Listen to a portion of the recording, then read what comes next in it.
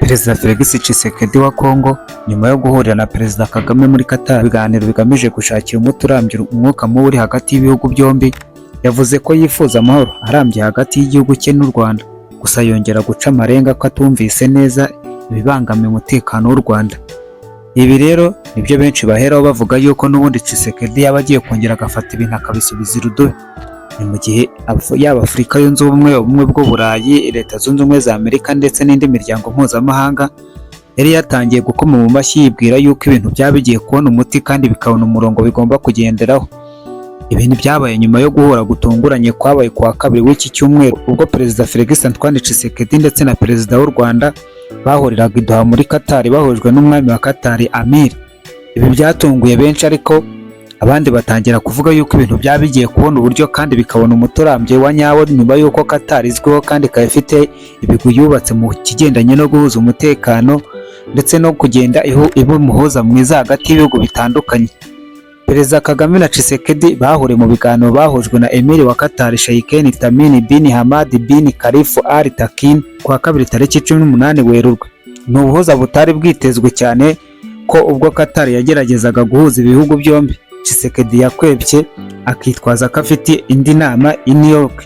Icyo gihe yavugaga ko Qatar ari inshuti y'u Rwanda, ko by'umwihariko Emir wa Qatar afitanye umubano wa hafi na Perezida Kagame ku buryo hari amahirwe menshi yo kubogamo. Byageze aho avuga ko azahurira na Perezida Kagame mu ijuru imbere y'Imana, ko ariho bazaganirira buri wese arimo aracibwa urubanza. Mu kiganiro yagiranye n'ikinyamakuru cyo mu Bufaransa Le Figaro, Tshisekedi yagarutse ku biganiro byabereye i Doha, avuga ku byabaye mu mwuka mwiza kandi bizakomeza kugeza igihe habonekeye umuti urambye. Tshisekedi yavuze ko ibijyanye n'iyi nama yamuhuje na Perezida Kagame hamwe na Emir wa Qatar byatangiye kugirwamo uruhare n'intumwa za Qatar mu kwezi kwa kabiri hagati. Ati inama yabaye mu mwuka mwiza, intambwe y'ibanze yaratewe dufashijwe n'intumwa za Qatar.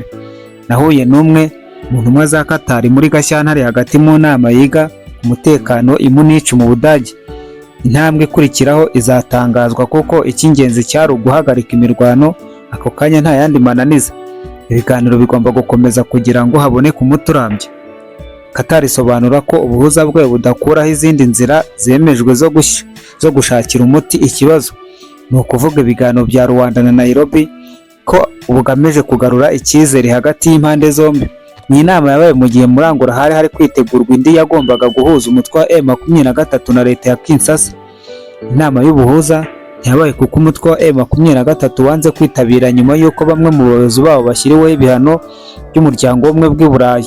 Tshisekedi ntabibona mu buryo bumwe na M23, mu gihe yivuga ko ibihano by'Uburayi bitsikamira inzira z'amahoro n'ibiganiro kandi bikaba biri mu gushaka kwa Tshisekedi. We yavuze ko ikibazo cya M23 idashaka amahoro. Abajijwe icyo atekereza ku bivugwa na M23 ku muryango mpuzamahanga ukomeje kubangamira inzira z'amahoro ahubwo ugashyira imbere gushyigikira ibyifuzo bye by'intambara, yageretse ibibazo byose ku Rwanda, avuga ko guhitwaza guhiga abajenosideri rukagerekaho kwiba amabuye y'agaciro ya Kongo. Yakomeje ati mu myaka 50 akarere k'ibiyaga bigari kazaba gatowe na miliyari 1 y'abaturage. Niba tutabanye mu mahoro, ndavuga amahoro arambye, wakwibaza aka kaga kazabaho. Mfite ubwoba bw'ubundi bwicanyi niba nta gikozwe. Ingingo ya mbere ikomeye ibangamiye u Rwanda mu kibazo cya Kongo ni umutekano warwo umaze imyaka igera kuri 30 ugeramiwe kubera umutwe wa FDLR. Ni umutwe wivanze mu gisirikare cya leta hamwe n'intwaro n'ibindi, wagiye ugaba ibitero bya hato na hato ku butaka bw'u Rwanda bigatwara ubuzima bw'abaturage bikanangiza ibikorwa remezo bitandukanye. Tshisekedi yabajijwe niba yiteguye kwambura intwaro FDLR nka kimwe mu bibangamiye u Rwanda, asubiza ko nta shita azabikora, gusa yongera gukerensa ubushobozi bwawo ibintu atabona kimwe n'u Rwanda. Yaragize ati yego, kubambura intwaro no kubasubiza mu buzima busanzwe, ibi nibyo gahunda ya Nairobi iteganya mu kurwanya imitwe yose yitwaje intwaro, yaba iy'imbere mu gihugu n'iyo mu karere ikorera mu burasirazuba bwa Kongo. FDLR ni umutwe udafite ingufu ugizwe n'abantu b'impirimbanyi batageze kuri 750 kandi bake nibo bakoze jenoside. FDLR nta cyari cyo ugereranije na M23. yavuze ku gisirikare cye, yemera ko hari ibibazo gifite ndetse ngo mu kubishakira umuti yavuguruye amasezerano amwe n'amwe igihugu gifitanye n'Ubushinwa mu bijyanye n'amabuye y'agaciro mu gushaka ubushobozi, aho yagize ati igisirikare cyacu kigizwe n'abasirikare bagera ku 100,000, umushahara w'umugera ku $100.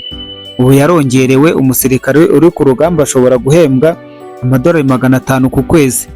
Ibisubizo byose Tshisekedi yatanze mu kiganiro yatanze kuri Le Figaro bigaragaza ko hakiri intambwe ndende ngo amahoro agerweho mu burasirazuba bwa Kongo, mu gihe ibibazo byose akibitsindagira ku Rwanda. Joseph Kabila yasimbuye aherutse kuvuga ko ibibazo bya Kongo ifite byose bishingiye ahantu hamwe, ati ikibazo ni Tshisekedi n'igisubizo ni Tshisekedi, mu kumvikanisha ko imiyoborere y'igihugu cye ifite ikibazo gikomeye cyane. Ariko nanone hakaba hari abandi batayibona batyo, aho bagaragaza yuko hanze bikunze hari ibihugu bikomeye byaba bifitemo akaboko gakomeye kandi akaba ari byo bigenda bidurumbanya yaba amasezerano n'ibindi bikorwa bigenda byerekeza ku mutekano. Ahangaha agatunga urutoki Ubwongereza, Ubumwe bw'Uburayi na Leta Zunze Ubumwe za Amerika ko ari byo bya nyirabayazana kandi bikomeza kuzambya ibintu. Nk'ubu ngubu ibihano by'Uburayi byafatiwe umutwe wa M23 ndetse na bamwe mu basirikare b'u Rwanda. Ibyo byatumye inama yagombaga kubera i Rwanda isi yose yari yiteze yihanze amaso ihita isubikwa mu kanya gato ikayoyoka uko ibicu. Iki ni cyo kimwe gihita giherwaho kivuga yuko umutekano muke ndetse n'intambara z'urudaca ziri kubera mu burasirazuba bwa Kongo Ubumwe bw'Uburayi bwaba bubyungukiramo ku rugero rwo hejuru, dore ko habarwa yuko nibura hasahurwa amabuye atari munsi ya toni 500 buri kwezi. Nyamara ukaba wakwibaza ngo mbese aya mabuye asahurwa ashyirwa he kandi asahurwa ajyanwa nande? Iyi ni inkuru Mediative uteze amatwi, niba aribwo bwa mbere ugeze aha ngaha ntuze kugenda udakanze ku nzogera. Hagati aho ngaho Ubumwe bw'Uburayi bwo bugatangaza yuko bwaba burimo burakorana bya hafi na leta ya Kinshasa, aho burimo burayitera inkunga mu bya gisirikare. Hakaba hagaragazwa yuko abasirikare ba mbere b'Ububiligi ariko babarizwa mu itsinda rya mbere ry'ibanze ry'Ubumwe bw'Uburayi bamaze kugera i Kongo, aho baje bazanye n'ibikoresho. Gusa abangaba bakagaragazwa nk'abarimu baje guha imyitozo igisirikare cya FARDC. Igihe ku rundi ruhande intasi za M23 zo zigaragaza yuko baba baraje guharurira ndetse no gucira inzira abandi basirikare bagera mu bihumbi b'Ubufaransa bagomba kuzaza mu minsi ikurikiyeho. Ibi rero bigatuma abantu benshi bibaza ati mbese akarere ka Afurika y'ibiyaga bigari ntikaba kagiye kuba isibaniro nk'uko muri ECOWAS byagenze? Ni mu gihe Ubufaransa bwamaze gucana umubano n'ibindi bihugu bitandukanye byo mu burengerazuba bw'amajyaruguru ya Afurika bapfa kutumvikana, aho ibyo bihugu byagiye bishinja Ubufaransa kuba aribwo butera inkunga irwanya ubutegetsi bw'ibyo bihugu. Rero abenshi bakagaragaza yuko ahangaha ariho rwaba rugiye kwambikanira kandi bigatuma nanone Kongo yaba igiye kwikura aho yarira noneho ahubwo ibintu bikazamba. Hari n'abadatinya kugaragaza yuko Perezida Tshisekedi yaba yarikururiye ikishi, dore yuko bwagiye bufatwa nka serial killer cyangwa umwicanyi wifashishwa na Leta Zunze Ubumwe za Amerika zishaka gukura umuperezida ku butegetsi. Ibi ushatse kubimenya wabanza ukahita wibuka ibyabaye mu Rwanda mwaka w'1994, ukajya muri ECOWAS ukareba ibyabaye muri Niger, muri Burkina Faso ndetse na Mali. Aho hose nta mutuzo nta mutekano waharangwaga mu gihe ibirindiro by'Abafaransa byari bikicyabarizwa. Nyamara uyu munsi wa none aho bahashinguriye ibirindiro bamaze gucana umubano n'ibyo bihugu, abenshi bakagaragaza yuko icyo gice ndetse n'ako karere kaba kafite umutekano n'umutuzo ugereranije na mbere Ubufaransa butarahashingura ibirenge bwabyo. Iyi ni inkuru Media uteze amatwi wakoze kubana natwe, ibiganiro byacu byo nakagaruka.